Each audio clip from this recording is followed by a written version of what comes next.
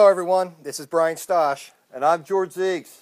And today we have a special guest with us, Mr. Mike Haley. And if you would, Mike, tell them a little bit about who you are. Hello everybody, I'm Mike Haley. I'm also one of the team leaders here at ATI, ensuring that your coaches are doing the best job possible to drive all your profits and dreams home. Today, we go ahead and we continue with our 12-part series. We're back on labor margin again, continuing where we were last time. Brian, tell us a little bit about what we're talking about today. Today is about technician and shop productivity and its efficiency robbers. But when we're talking about technician productivity, we're not talking about billed hours. We are talking about total sales productivity generated by technician. And we have a special certain number of keys we're going to discuss, starting with not charging for every part. What are you talking about? Well, George, here's when we're talking about parts that are purchased and not sold. And that's going to come at us in a couple different ways. But the first one I have for you is basically just failure to put a part on a repair order. And that's usually a lack of communication between the technician and or the service writer. Just basically poor communication. Something else can also happen, George, is if there's a misdiagnosis of the car and a part's installed and it's not the part that is the failure. Yeah, we kind of call that one Ouija board diagnostics. And when all else fails, let's just put a computer in it. But the problem is all those parts they slammed on the car just never got paid for. But then you got another one here, and we're talking about poor estimate building. And this is usually where the technician or service advisor, unfortunately, did not recognize the need for another part. And it could have been as simple as a gasket or simple nuts and bolts. And unfortunately, instead of calling Mr. or Mrs. Customer back and adding to that estimate, somebody just went ahead, installed the parts, and just rolled out the door, and Mr. or Mrs. Customer paid for what they originally thought they were paying for. So parts not making it to an invoice come at us three different ways. That's failure just to put it on because of poor communication, misdiagnosed cars, and of course, failure to build proper estimates. Okay, guys, the next section that we're going to cover is about package pricing. Now, let me tell you what I see all the time. This is about building menus and maintenance services, and a lot of times we just pick a price. And we think that that's the price we want, and we go from there. And that's the right way to do it, right, Brian? No, not necessarily. Like you said, a lot are just grabbing a number out of thin air, sticking a number to it, and hoping for the best. But these services, they are not built profitably, or they're not built properly, and there is no consideration to the part sales or the profits. Another thing to consider, George, too, is sometimes when they build these packages, they put them together without considering what they're paying the technician versus what they're collecting from the customer. And if you remember, a couple webinars ago, we went through the formula on how to build profitable menu services and help minimize this efficiency robber by building profitable menu services. Okay, so I need to pay attention to how much my parts cost, how much time I'm paying to the tech, and that determines the price I'm going to charge. So I can't pick the price out of thin air. Is that what you're saying? Yeah. Build the package off the cost of your part and cost of your tech. Love it. And our next one is using the wrong markup. Now, I got the solution for this one, though, Brian, because I came up with a really good idea. See, I found a new place where I could buy my parts. I used to have to buy the part, and let's say it was $100, and I would take that $100, I'd use the parts matrix, because that's where you're going here, I know it, and I'd multiply times 2, just like the parts matrix says. So that $100 part, I would sell for $200. But now, I got this warehouse that I can buy that $100 part for $50. And then I take that $50 and I multiply it by 2, and then I sell it for $100, and I'm still making the 50% margin I was before. My customers love it. So there. What do you think of that? Well, George, I was afraid you were going to go there. And the problem with that is, under the old way, at 100 times 2, you made $100.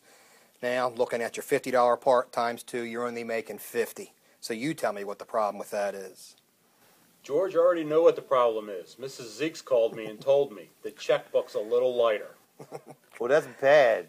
That's bad because she's got a big stick and she's not afraid to use it. So how am I going to solve this problem?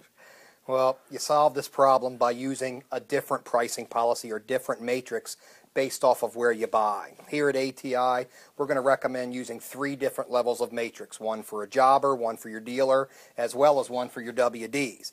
And they'll have different markup multipliers based on the cost, and that's how you solve the problem.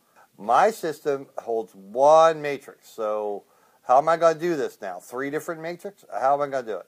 Well, 3 different matrix, yes. Now, yes, some systems you're allowed to enter 1. Some others you're allowed to enter 3 or more, and that one's easy. Simply set it and forget it. But George, if you only have 1 levels of matrix or 1 level of pricing in your management system, I would highly recommend having these matrix next to wherever you build your estimates, and as part of your estimate building process, go by cost and who do I buy and use that markup multiplier, and that's how you fix it. Okay, but that's fine. But how am I going to keep track of this? Mike, you got any idea? Because now I'm scratching my head because I got to keep everybody doing this right. George, one of the most important things you can do is follow up and audit the ROs. Make sure that the pricing is correct. If you notice that there's a problem, discuss it with the person that is doing the estimating and doing the quoting. I think within minutes you'll be able to solve it and be well on your way. Good point, Mike. And if we also, when we go back to looking at some of the missed parts, it's a great way to help make sure I'm not missing any, looking at my parts costs, looking at what estimate they went on, what repair order they went on. So good point. Could I also, in my point of sale system, because I think it'll do this, I could look at what my parts margin was for the day, plus I got my ATI portal, and every week I know what my parts margin on there is supposed to be. So that will be a backup for me so I can check it? One thing I definitely want you looking at repair orders, looking at parts purchases every day, because the problem with most management systems, it relies on human input. And I'd want to believe things like cores, credits, as well as some other things may or may not make it into there. So repair order audit. Okay, brother. I love it. Let's move on. Hey, George, speaking of not every part getting on the ticket, what about shop supplies or not charging for shop supplies? Well, shop supplies, I mean, we charge for brake clean, if we think about it. I mean, we don't do it all the time, but we charge for brake clean. George, what about everything else? What about the shop rags? What about the mechanics gloves? What about the fluids that you top off with? There's a lot of other items that you're not considering. Well, okay, fine. We charge for cotter pin every once in a while, but that whole list that you said, maybe I'm missing something here, guys. Well, here's the problem. Years ago, it used to be about 1% of sales for shop supplies and things like Mike had mentioned. But however, lately, it's about 3 to 4%, or $3 to $4 per 100. Okay, so what you're talking about, if it's a $400 ticket, that's costing me $16. Wow. Okay, so how do I fix this? Well, this one's easy. This is just simply implementing a shop supply fee. A shop supply fee to cover all those other things and using an 8% number. And where does the 8% of total sales come from? I just mentioned you're dropping about $3 to $4 per 100.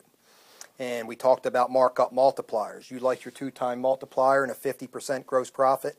Would you want to make 50 points on your shop supplies? Okay, I'll buy it. You got me. So $4 times 2 is $8, or 8% of total ticket. But remember, George, to put a cap on that, it should be an odd number. $39.73 is what we suggest. Well, why an odd number, Mike? I don't get that one. Well, it's really simple, George. An even number seems to be a made-up number. Have you ever purchased something that was exactly a cost of $30 or $40 and thought to yourself, that sounds a little made up to me? A dollar at the dollar store. It's always something odd. I get it. Okay. Now, just a little tip on how to measure and how successful this is. I'd like you to think about looking at your total sales and what percentage are you collecting in shop supplies. And a good number would be about 5 to 5.5% or above as a test to see how well your shop supplies process is working. Well, hold on. You said 8%. Now you're saying that 5% is okay. Well, why? Great question. I'm glad you picked up on that, George. Because of things like caps, as Mike has mentioned, as far as a dollar amount. And the bigger your average repair order comes, the quicker you're going to cap. So, of course, and you're also going to have certain services that you will not charge shop supplies on. A couple little items could be like a menu service, things of that nature. So some menu items where I'm not going to charge, as well as caps, are going to keep you from hitting your 8%. Okay. So how do I make sure that I'm really getting this done? How can I follow up on this? Just like everything else, George, inspect what you expect. Do a repair order audit. Make sure that the pricing is on there. Make sure that the caps are on there. Make sure they match the ticket. Okay, guys. I like it. I'm in the shop supply business now. Yeah, baby. Okay, Brian, now, when we started this whole thing about productivity robbers and labor margin, I figured this would be all about the problems with my technicians, right? Well, not necessarily, George. Technician productivity as well as shop productivity is a team problem. Mike, help me out here, brother. Well, sure. You start off with your service writer, making sure that the parts, the shop supplies, they're already on the work order, as we discussed earlier, and they're properly priced. Then you have your labor times, getting the right times, the combination times, all the diagnostic fees when necessary on that repair order. And then, after we have a good estimate, that writer's got to sell it. Okay, Billy Bob could sell, but let me ask you a question. How am I supposed to know when he's getting all this right? George, we've talked about this a few times now. The repair order audit. George, bad estimates lead to low productivity as well as low sales, low ARO. And back to the team problem, I need the technicians in the mix, I need the writers in the mix, and I need the owner in the mix to help drive that shop productivity. So estimating the jobs correctly, that's the combination of the technicians and the writers, making sure that everybody's working together so that we charge right for everything and we get the right price for everything that we need so we can be profitable. Yep. Love it. Okay, cool. Okay, Brian, I see that our next topic on here is type of work, repair versus service. I tell you what, I don't think that's a problem for my shop. We're the best repair shop in town. So what do you got to say about that? 1, very good. 2, how's your car count? Well, man, it's the economy. You know what I'm saying? Things are slow all the way around. There ain't nothing special about that. Well, George, unfortunately, that is not true. In today's world, in today's automotive repair business, you need the right blend of repairs versus service and the appropriate mix. And you should be looking at about 60% of your total sales coming from unbroken stuff. Okay, you lost me now, Brian. You're going to have to explain that to me. Why? Let me chime in on that one, George. The cars that they're building nowadays, let's face it, they're building a better vehicle, they're going longer, and they need less repairs. To subsidize the less repairs, you're going to need to substitute that with maintenance sales. Here's another way to look at it too, George. Don't you want to be known as the one-stop shop in your area, that you can fulfill all your customers' needs, that they don't need to come to you just for the tough repairs, that they come to you for everything? Well, now that you say that, I mean, we do the repairs. I don't do a lot of oil changes, so... Okay, well, how am I going to find these other stuff that you're saying that needs? Well, George, one thing I do got to ask, and I'm sorry, but it's killing me. All those years of doing repairs, pushing people away, saying you don't want those oil services maintenance. How's that making you feel today with that lower car count? Well, we never told them we didn't want to do it. We just never really asked for it. And maybe that is hurting my car count a little bit. It's unfortunate, but it is true. But how do you find the maintenance services? What we're going to do is, first thing is we're going to start with a good courtesy inspection process.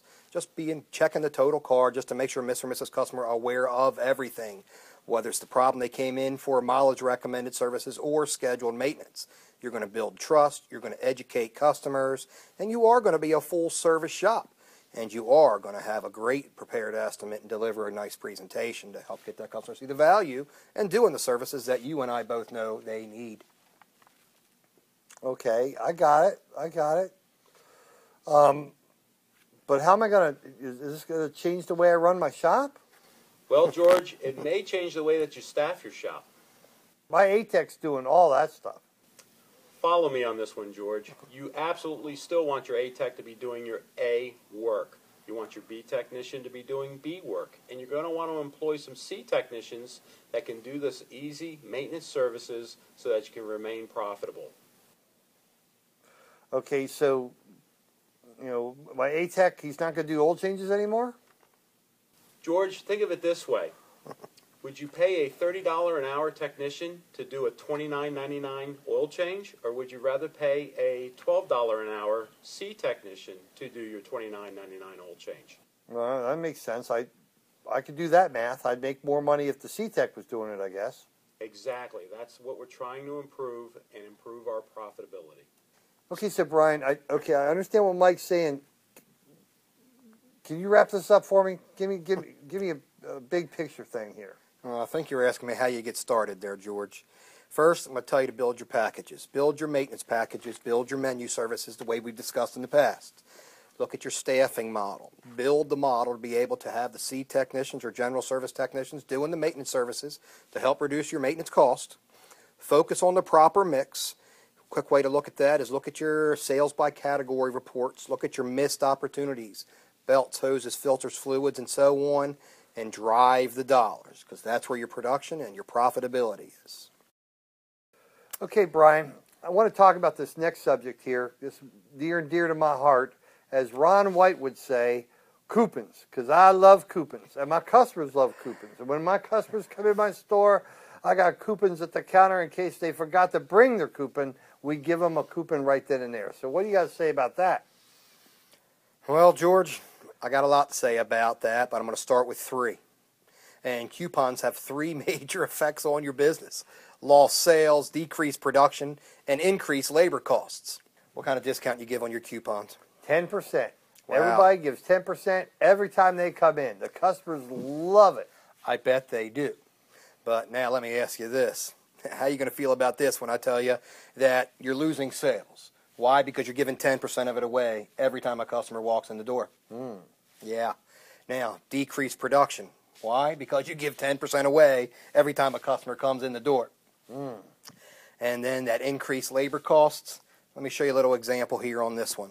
Now, let's say one of your customers come in, brings your car, you do a nice job on the inspection, original request, and you get 10 hours worth of labor on that job. You give your 10% discount. So now I'm collecting 9 hours. What'd you pay your technician? Well, it was a 10-hour job, so I paid him 10 hours. Exactly. You gave 10% away to the payroll, so increased labor costs. I don't much like this. Okay, so what you're saying is I shouldn't be doing coupons at all? Well, George, I wouldn't say that you don't do coupons at all. I think coupons do have a place, and they're actually becoming popular once again. But you use them for acquisition. You don't use them as a sales tool. Okay, so it's okay to use a coupon to get the customer in the door, but don't give them out all the time to everybody. Pretty much. Now, as Mike said, coupons have a place in marketing, and that's acquisition. And unless you have alternative ways to be able to pick up that 10% discount, what I mean by add it to the repair order, put the 10% off just to reflect the discount, coupons aren't the best way to go. Got it. Well, thanks a lot. But let me ask you a question. If coupons are not necessarily good, what about discounts? Also, great question. Now, discounts are going to have the same effect on your business. Lost sales, decreased production, as well as an increased labor costs. And discounts are going to come at you in a couple different ways. One, we've already discussed the coupon, and I'm good with that, defined customers. Now, you also have 2 other different types of discount that I'm not okay with. One is discounting to make customers happy. You know what I mean. You screw something up. You didn't call the customer and give them the real number. Something just changed. They're just not happy, and you want to give them a discount. One, that discount's going to hurt your business. The second question for that one is, does it really make the customers happy? Probably not. And the third effect, or the third type of a discount that we typically see, is discounting to close sales. You hit Mr. or Mrs. Smith with the $1,000. She can't buy it. It's a lot of money, so we decide, okay, tell you what, you come up with $900. I'll do the job. I tell you what, my writer Billy Bob, he says that's a great way to sell, and he does a real good job at it. He closes. I tell you, he closes a lot of sales doing it that way. I bet he does, and he's using that as a crutch for weak sales skill. So I'd rather focus on driving and improving the sales skill compared to giving the discounts. But as well with that, you've got another problem here you need to focus on, George, and you need to teach, what was his name?